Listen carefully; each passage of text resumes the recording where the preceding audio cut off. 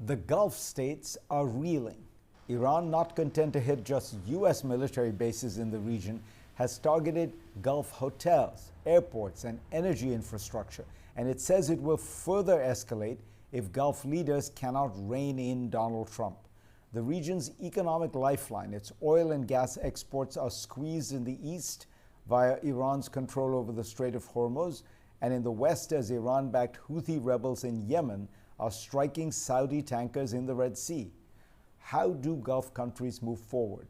Joining me to discuss all this is Tariq Masoud, the director of Harvard's Kennedy School Middle East Initiative, and Danny Cintronowicz, who served as the head of the Iran branch of Israel's military intelligence. He's now a senior researcher at the Tel Aviv-based Institute for National Security Studies.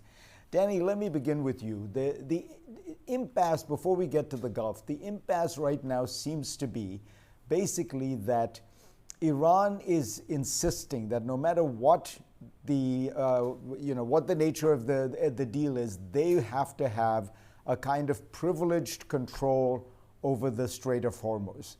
They may or may not charge, but that is their discretion. The American position is no, it has to be complete, open, free, unimpeded access. Who is going to give in here? Farid, thank you for inviting me. And yeah, like you said, there is an impasse. But eventually, I don't think that the Iranians will forgo their control over the Hormuz Straits, even if the US will escalate. So the ball is in the administration court and mainly in President Trump's decision-making process, saying that eventually it can escalate, but no one is securing the fact that Iran will capitulate, or it can eventually allow Iran some sort of a control over the straits. Definitely Iran is allowing to control at least the entrance to the straits, and this is something that Iran is aspiring to.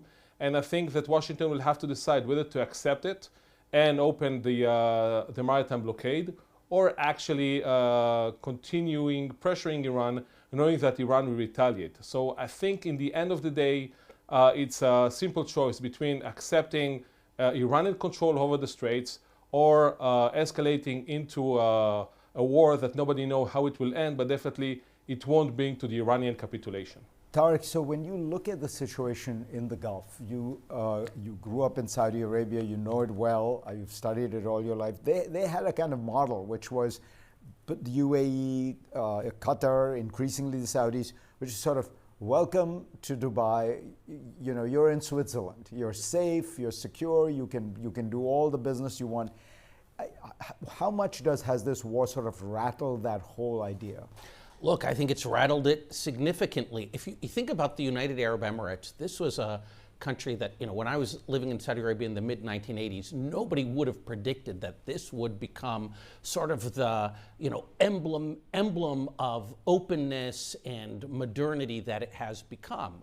And, I like to say that the UAE was close to achieving escape velocity from the Middle East. It was a country that many people forgot was located in this pretty troubled region. It's a place that people thought was secure. Expats were making their lives there. And then this war reminded everybody that this region is, as one Saudi commentator recently noted, a jungle. It's a difficult place. And here's the problem.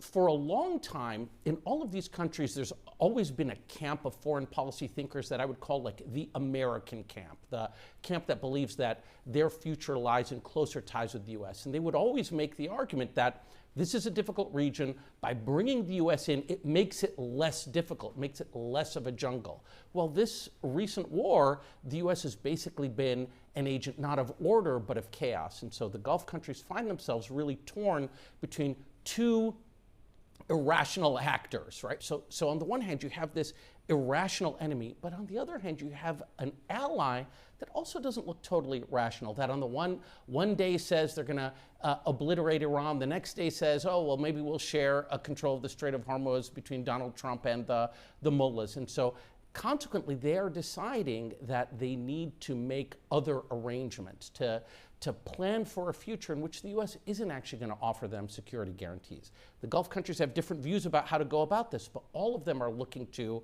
a post-war order in which they're going to have to do a lot more for themselves. A post-American Gulf order. Yeah, post-American world. Yeah.